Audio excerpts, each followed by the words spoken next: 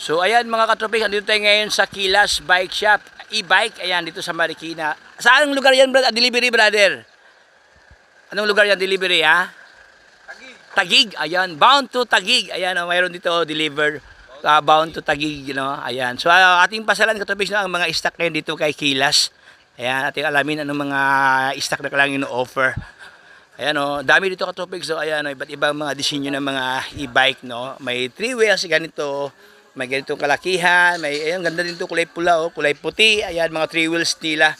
Siyempre mga 4 wheels pang malakasan dito dami mga brother. Ganda 'to, mayroon na siyang crown light Ayan, so iba't ibang kulay, iba't ibang pormahan, iba't ibang disenyo.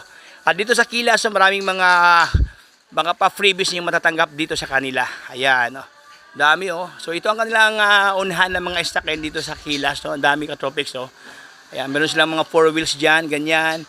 Ayan,